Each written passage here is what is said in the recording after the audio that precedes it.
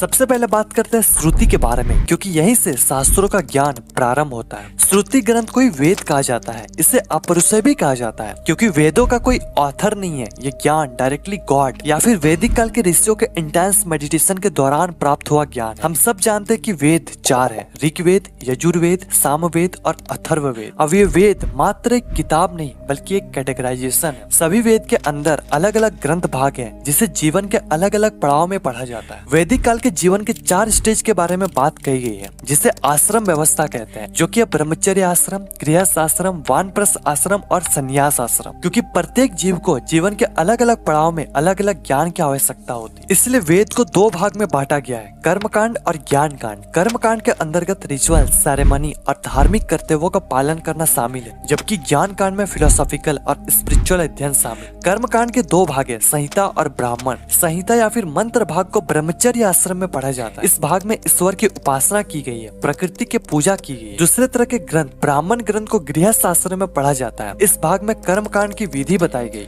इसके बाद आता है ज्ञान कांड। इसके भी 2 भाग है, आरण्यक ग्रंथ और उपनिषद।